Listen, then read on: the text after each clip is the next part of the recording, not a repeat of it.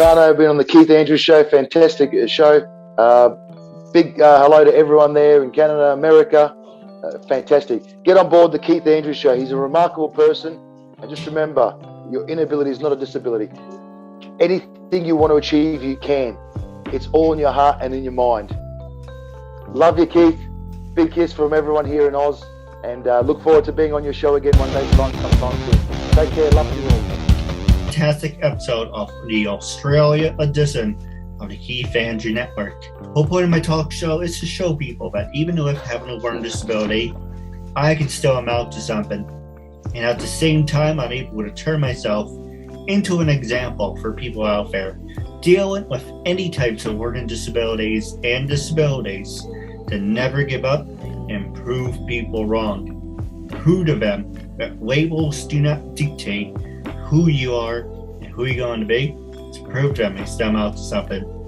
So hashtag break the labels. So the very first question I want to ask you is tell our audience a little bit about your background and how you came to do what you do today. Well, Keith, it started just over 40 years ago. I started in Australian television. I was basically in a show in Australia called A Country Practice, and I was only a little extra role at the time, and it pretty much started from them. I always was a performer from a young age, and I've enjoyed doing it, and I'm still in it after 40 years, so it's been crazy. It's been a crazy journey. Oh, absolutely. Next question I want to ask you is, do you have any success stories? Oh, there's plenty of success stories. Depends on which way of life, I suppose. Nothing has ever come easy in that sense of things. So I still say that success is still coming later in my life. With all my hard work, it's eventually taken its toll. Absolutely. You know, things never come easy. No. Well, look, some people are fortunate enough that they have it, fame and fortune in their earlier years. I guess in my early years, I was more honing my craft a bit more and trying to perfect it a little bit better, But in a sense, it's a big world out there, so you just need someone to have a look at you and go, bang, we like this guy. He's a nice guy. We want him to on our show. So, basically that's what I've done. I've just tried to help everyone out, especially with the disability side of things, with my daughter as well. She had a heart operation a couple of years back, and actually 4 years ago now. And I just wanted to give something back to people. So for the first time in my life, I actually stopped acting and followed my dream and helped a lot of the young people with disabilities as well. I collected a lot for charities, for the children's hospitals, for cancer, for leukemia, for heart, cross-reference. And I just found it more satisfying personally to see what these poor kids were going through at the time. Having my daughter having a heart op, I was still at the verge of saying, well, there's always someone worse off than us out there. And it's not just about the fame and fortune. And at that time, something was still burning inside me. It doesn't leave you. It's hard to explain. But since I've been a child, people say, I want to be an actor. Okay, well, have you got an agent? I've got a fantastic agent, Gina Stodge Management. She's in Australia and in the US as well. And she just gives me real perspective every day. And I guess that's why we're so passionate as well. Motivation, family, friends, just good people around you. You're going to have your skeptics out there. You're going to have jealousy. It's part of being in the acting world, I suppose. I agree with you. You have to, there's a lot of, like I said, it is uncensored. There's a lot of bullshit con artists out there. And there is. Yeah, there is. A lot of people think when I approach them, you haven't said this, but other people are like, when we got your message, we thought you were selling something. We thought it was a gimmick. We thought I've been doing this the 8.5 years, and I would love to have your agent on. Yeah. Well, I appreciate you guys chasing me. That was fantastic. It's an honor for me and for my agent and for my whole team and family that you give me this opportunity. And, it's just the dream come true for me. And I look at it as not only my work, but my lifestyle. And I guess it's something, like I said, that it's been in me for these 40 years, that you've either got it or you don't. And that's how I say it in the industry. Whether some directors can see that I've got it, well, some do, some don't. That's their choice. But I know what I feel inside, and I'm just being real. And that's what it comes down to. Just be yourself, and, you know, you're going to have nice people along the way with directors and casting that are going to help you along the way. You're going to have people that just go, nah. You're going to have people that go, absolutely, we love him. That's part of the industry. We can't please everyone, Keith. You know, we can only please ourselves, I guess. You know, it's funny because I always say, if you try to please everyone, you're setting yourself up for failure. That's right. And the biggest thing too that I take on myself is that I've never burnt anyone along the way to get to where I am. And I guess that's why people ask me these days, how come you're still doing it, you know, after so many years? Don't you get sick of it, or don't you? And I said, no, because I'm not a churner and burner. I like to help people, you know. There's a lot of students that I've helped over the years as well, and they say, you've been in big productions, why are you helping me? Because no one actually helped me along the way, but I just wanted to give something back to them to say, if that's your dream and that's your passion, follow it. Don't stop. This is your life. You only get one chance. And don't let any disability or inability stop you. You know, there are people that aren't of a great caliber as actors, and there are people that are of a great caliber. It's like any field, Keith, I think. There's so many people that I've wondered over the years that, you know, you watch tennis or you watch football or you watch soccer, and you say to yourself, okay, these guys are the top of their league. But how many people out there are actually really good tennis players that would probably beat them, but never did it because they were in fear of taking that risk? I agree with you. You know, there's a lot of people, you know, they'll say my talk show will never amount to anything. But, you know, once it does, they're going to be like singing another tune. Jealousy is the biggest thing I've learned over the years, especially in the acting industry. There's so many things that people say and do and throw around. But like I say, when you're hot, they all want a piece of you. But when you're not, they don't want to know you. It's true. You know, the next one I'm going to ask you is talk about disabilities. But I'm just looking at your profile. Well, my head's down, I'm not ignoring you. I'm actually looking at the script. Yeah, I liked how you referred to, where was it? Let's see, 40 years building your career. Aussie's dreams, like underbelly packed to rafters. Yeah, rafters. Yeah, I've done it. I've actually casted in a couple of big American productions coming down Oz. We've got 2 starting very shortly, and hopefully I've been actually considered for a couple of other ones as well. So it's really good here at the moment because, as you know, with all this stuff that's going around the world at the moment, a lot of American productions are coming to Brisbane and Queensland. So I'm getting a fantastic opportunity being a Brisbane-based actor, I suppose you could say. And yeah, it's really good at the moment.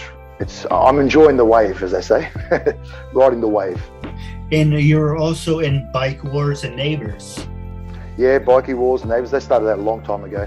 I've done so many Australian TV dramas over the years, and it's just been a learning experience. I've worked with some amazing, talented actors. I even worked with American production with Nicolas Cage in The Knowing, and I also worked with Jackie Chan and Richard Chamberlain from Thornbirds. That was probably my first biggest American production. And one thing I really enjoyed about it, and I still talk about it, was the food and the drinks that the American productions brought. They were absolutely amazing. You couldn't beat that back then. I was like, how many varieties of orange juice do they have? How many juices do they have? Like, it was crazy. Absolutely crazy. You mentioned Jackie Chan that you worked with. And I was in First Strike. Oh, go ahead. I was in First Strike with that one. I had a little speaking part, which I never lived it down with my mates for weeks because they kept repeating the line to me every week, as they do. But, you know, that's part and parcel. You're going to get your good mates who are going to, you know, be characters and stir you up. And I suppose with any character actor, whatever line you deliver, it's the same thing. You know, like, I bet you the soup Nazi guy from Seinfeld cops it every day, you know, no soup for you. But, hey, it's made him who he is. So at the end of the day, I don't care what line I use or what I say. If it makes people smile, that's all that matters to me. I agree. Now, before I go back to First Strike, I want to ask you, you also worked with Johnny Depp. Yes, I did on Pirates of the Caribbean. That was quite interesting. He was a bit of a character. Very interesting guy. So, go ahead. No, I was going to say. Yeah, I worked within 1.5 meters of him, so it was quite interesting. We had a bit of good banter on set while the cameras were off. No, I was going to ask you, what was your most favorite part and most memorable part of working with Johnny Depp and being on Pirates of the Caribbean? I'd have to say getting dressed up in costume, having the full beard, even though I've got one now, but just looking like a pirate, I suppose, was like, arr, had to walk around all day trying to be a comedian going arr to everyone. It's just walking around and looking at everyone dressed up as pirates, and it was just, it felt like surreal. And when actually Johnny came towards me, because everyone was dressed in pirate gear, I was like, oh my God, that's Johnny Depp. And for 5 seconds you get starstruck, but then being in this field, you've got to learn to have a level head. And like, when I worked with Nicolas Cage, I spent within 1 meter of each other every time and talking off set and stuff. And so, at the end of the day, we're all people, and that's what it comes down to. But just having that there, and you see things across the board. And, the funniest thing I laugh about, even with working with people like that, is you get told when you're on set, do not take photos, do not do this, and do not annoy the artist. And people just don't listen. And, like, we all like to have photos and videos and stuff. And I guess it's one thing that I've never done in that sense of things, of taking a lot of photos with celebrities, and I probably regret it. But at the end of the day, it's not an invasion. They're probably used to it. But, like, they probably respect you more for not doing that too. No, you look at, for an example, Robert Downey Jr., I think it's Jimmy Kimmel or Kobe O'Brien, one of them says, did he take anything from the set, or did he ask for anything from the set? And actually, I did actually. Well, I was given something. Actually, I wasn't taking it. It was when I was in Thornbirds. It was quite funny because I was very, as you could say, not vain at the time. I was a 19-year-old kid trying to look good, and they whisked me off to wardrobe, and they said, we've got to make you look like a 1930s priest. And I'm like, yeah, cool, do whatever. Next thing, they shaved all of my head around here like Blade Zero, put these like things on, and I'm like, oh, my parents are going to kill me. That was my first thing I thought about. And yeah, it was quite interesting to do that. And so I got to keep my priest outfit, which was really interesting. The guy goes, oh, you can keep it. And I said, oh, thank you. Because I was so excited. It was my first big, Hollywood film, Thornbirds. So definitely, for people out there, should definitely check it out. But it's funny because actually Robert Downey Jr. says, when we were done with the Avengers, I took the Giant A. Well, hey, I suppose when you get to that level, you can take whatever you want, pretty much. Pretty much, like, hey, he's a household name. So, hey, if he wants the Giant A, just give it to him. Give him the A. That's the number one I'll ask you. What is your opinion about having Americans casting Australians in big name movies? For an example, you have you have Hugh Laurie, you have Hugh Grant. I believe he's a big actor. He hasn't done anything as of late. No shade thrown at him. But big name actors. You look at Russell Crowe, you look at Hugh Jackman. But it's funny, how we always go to Australia. It's like, who's going to be the big next breakout star? Well, look, I personally think why they're going towards Australia. I'm not. Please don't think I'm having a dig at America at all, because I love America. I think that a little bit more realistic as well too. They want that diversity as well, and there's a lot of undiscovered talent here, like myself. There is, and I just think they just need to open their horizons and give opportunity.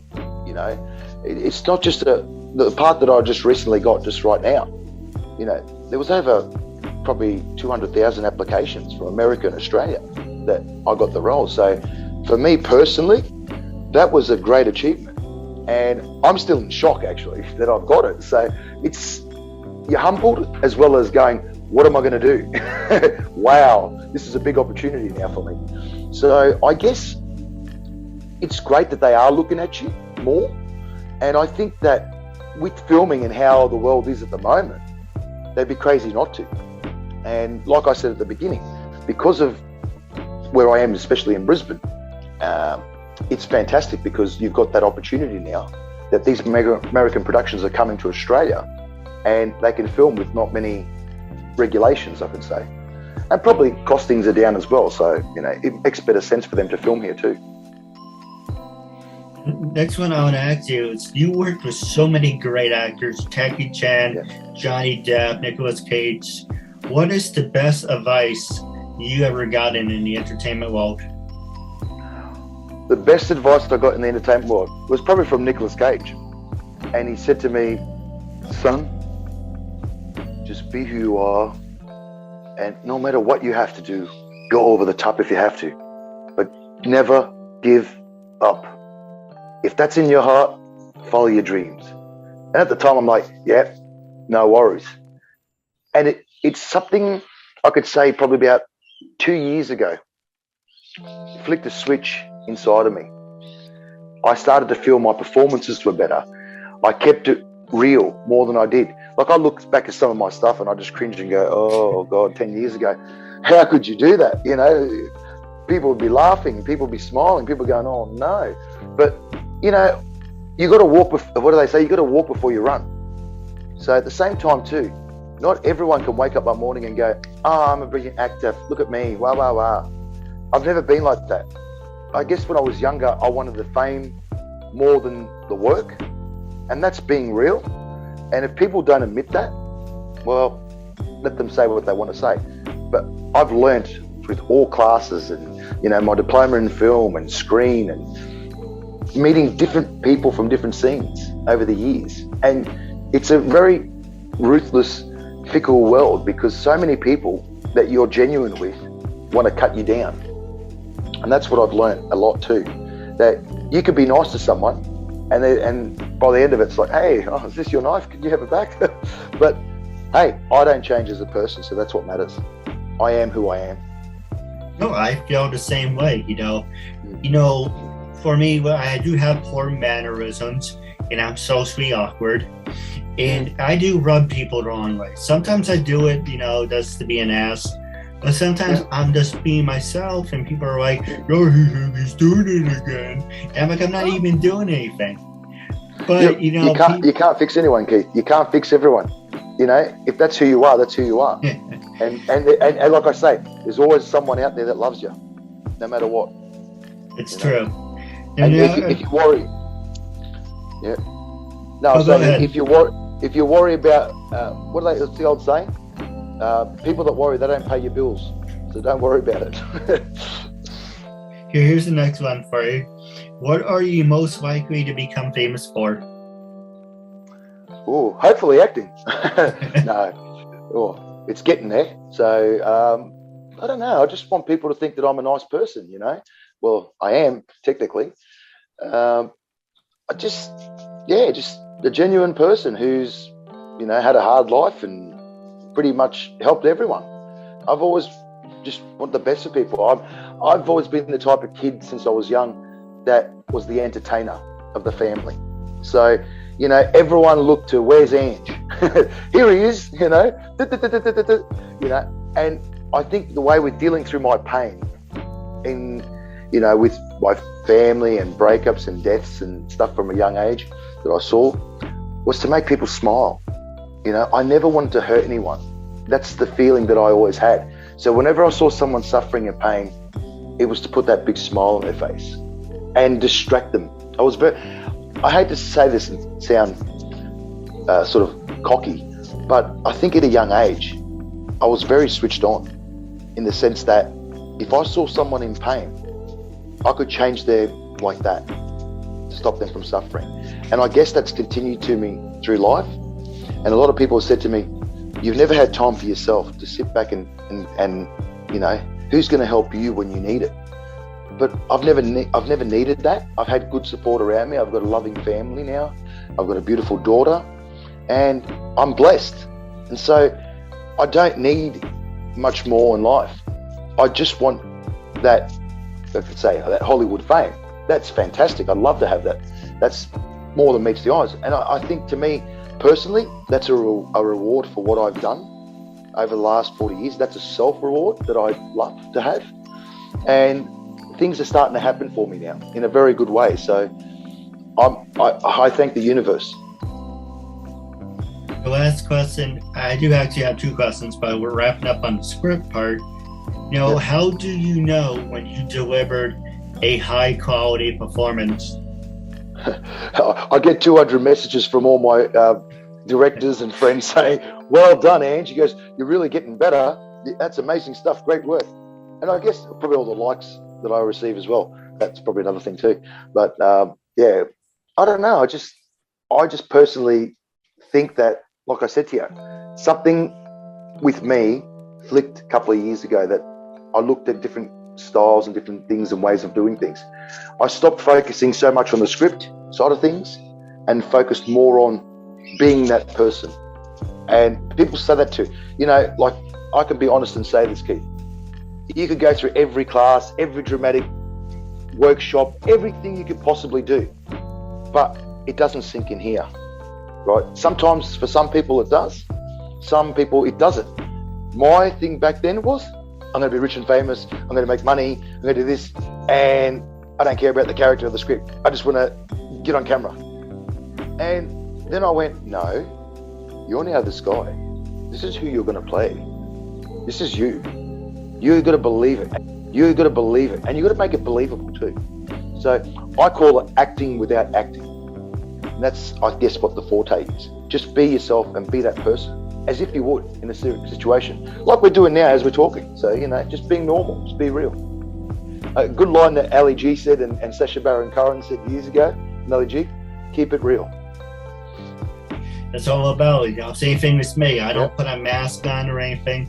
What you see is what you get. That's right. There's no facade here.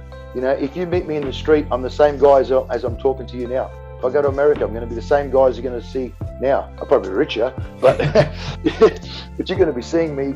That's not going to change me. That's going to be who I am. And I guess I've never been involved a lot in those. In my earlier days, I went to all the shows and all the media premieres and all that stuff, and I did a lot of that because all the networking. And I guess it's a reward for what I did, And in 2011, I went to the Logies, which is like the Emmys in Australia, I suppose you could call it. And that was a highlight of my career. So to be around people that I'd watched since I was a kid on TV, wow, that was just an awesome experience for me. That was probably a highlight of my career, if I had to say it. Absolutely. Now I do have a couple questions for you off the air, but how I always end my show and going forward, I want you to be brutally honest. When I first approached you to be a guest on my talk show, what made you say yes? How do you feel now? And what do you recommend to other people? Oh, look, when you first approached me, I was ecstatic. I have to be honest. I was totally ecstatic. I'm going, oh, great. And anyone from America, Canada that approaches me, I'm happy. That's the type of person I am. I don't brush anyone off or go, get peeved or whatever. If you've taken the respect and the love to find me and see me, well, hey, I'm giving you the honor back to be on your show. And it's an honor for me to be on your show, Keith. I'm honored to be streamed to thousands and millions of people worldwide. It's just brilliant. I can't explain it. And I want to say a big thank you from me, from my agent, and from everyone in Australia. You're doing a fantastic job, and I love your show. I appreciate that. Now I have to do a couple questions for you off the air. But for fans out there, if you're watching on Facebook, hit the subscribe button to be notified when brand new interviews are available. If you're watching on YouTube, hit that bell icon. So like, subscribe, comment. We would love to interact with you. And thank you for watching the KeithAndrewNetWork. Wrapping up your show, it was a real honor and privilege having you as a guest, and I'm looking forward to part 2 down the road. I just want to say thank you very much.